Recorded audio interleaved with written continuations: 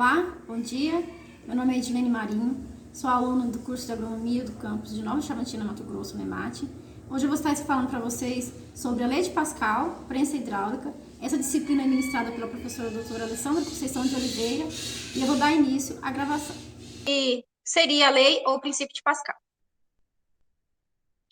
Em diversos, no nosso cotidiano, são utilizados esse princípio principalmente em oficinas mecânicas, no levantamento de pesos, também em macacos hidráulicos, prensas hidráulicas, freios de automóveis, como a gente pode ver nesses exemplos que eu coloquei aqui. Como funcionaria a questão da prensa hidráulica, né? A prensa hidráulica, basicamente, é a utilização de um peso de uma área menor, onde a gente vai exercer uma pressão sobre essa área e automaticamente a gente vai ter uma elevação de um peso maior sobre outra área, com uma pequena força. Falar um pouco sobre a lei de Pascal. A lei de Pascal, ela nos diz que a variação de pressão, que é provocada em um ponto de um fluido em equilíbrio, ela se transmite integralmente a todos os pontos do fluido das paredes desse recipiente que o contém. O que seria isso? Se eu tenho uma força atuante em uma determinada área, o que isso me diz? Isso me forma uma pressão em um ponto, ou seja, em qualquer ponto eu formo uma pressão. Como a gente pode visualizar nessa figura, nessa segunda figura, à nossa direita, é que ao obter uma força, a gente, nesse fluido, em qualquer ponto isso aqui, a gente terá uma pressão integral, será uma pressão uniforme. Esse princípio físico da lei de Pascal, ele rege o funcionamento de vários dispositivos hidráulicos, como disse anteriormente, como direção hidráulica, como freios de automóveis, prensas hidráulicas, macacos hidráulicos, né, que é muito utilizado também, e também em pistões, né, que abre e fecha portas de ônibus, alguns elevadores que elevam cargas, por exemplo, cadeiras de rodas em transporte coletivo. Agora eu vou estar falando sobre a prensa hidráulica.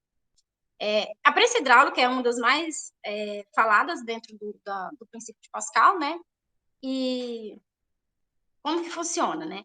Ela é formada por dois cilindros comunicantes, né? Que a gente pode ver que está demonstrado aí por esse cilindro menor, que é essa área menor, e aquele cilindro maior. E esses vasos comunicantes, que, por exemplo, pode ser visualizado através desses êmbolos, né?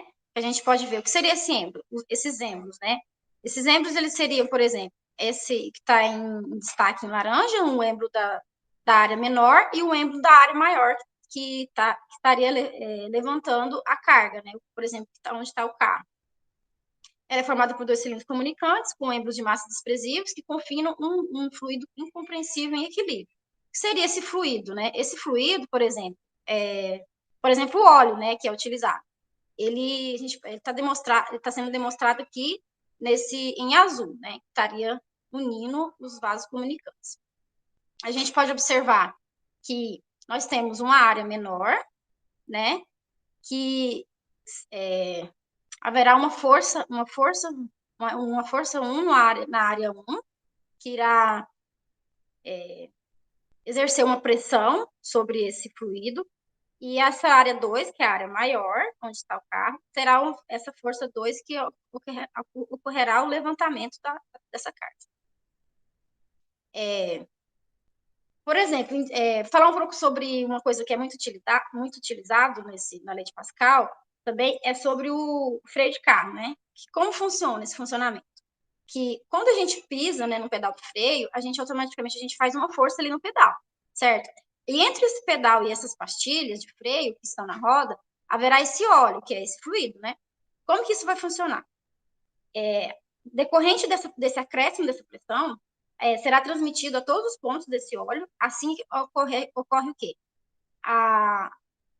Ocorre que a roda, né, as pastilhas, elas vão agarrar essa roda e vai fazer com que o carro pare, né? E que seria essa pressão, né? Para que ocorra uma pressão, é necessário que depende de uma força sobre essa área, né? que seria? Seria a pressão, que é, que é essa forma, né, que é utilizada, que é a força sobre a área. Ou seja, como eu disse anteriormente, lá no início, a nossa variação de pressão no ponto 1, no nosso ponto 1, por exemplo, que será exercida aqui, nessa área 1, ela será igualmente a variação de pressão no ponto 2. E como funcionaria, né? A gente teria uma força 1 sobre uma área 1, que está demonstrado aqui nessa área menor, e a nossa força 2 sobre a nossa área 2. Vou falar um pouco agora, eu vou explicar para vocês como que... Só um minutinho, vou botar. Como que funciona, né? Por exemplo, lembrando que para que seja uma prensa hidráulica, ela tem que ter uma área menor e uma área maior. Por exemplo, o fluido hidráulico que existe nessa pressão, ele vai exercer uma pressão nessa área 1.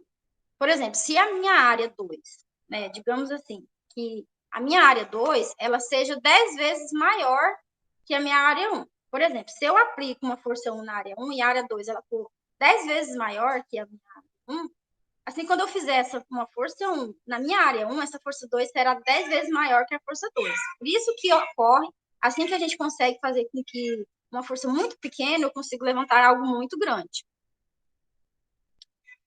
Agora eu vou estar demonstrando para vocês, eu vou estar apresentando para vocês um vídeo que explica, um vídeo um experimento com seringas, que exemplifica como funciona essa pressão, como que funciona a lei de Pascal.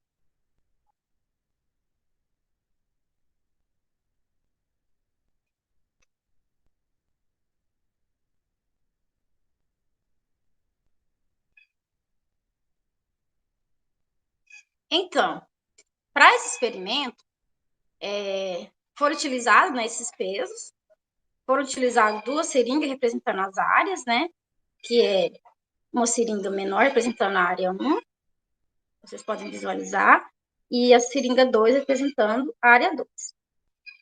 Esse corante aí ele representa o fluido, essa mangueira. Como é que foi o funcionamento? Esse aparato funciona como uma prensa hidráulica, que é aplicado o princípio de Pascal. Ele é possível visualizar que, ao colocar um peso sobre a seringa maior e elevar através da pressão exercida, através da outra seringa, ou seja, a pressão é a mesma nos dois lados da seringa.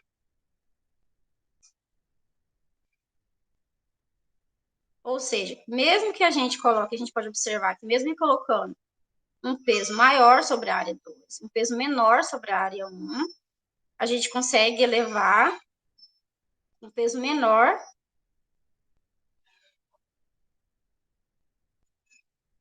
peso maior. Essa é a lei de Pascal. Mesmo colocando, né, como eu disse, um peso maior sobre a seringa maior e um peso menor sobre a seringa menor, a gente consegue elevar o dobro dessa massa.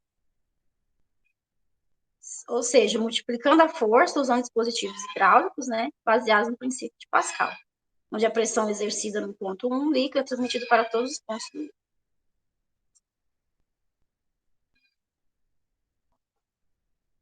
E essa foi a minha apresentação, essas foram as minhas referências utilizadas, e agradeço a todos pela atenção. Muito obrigada.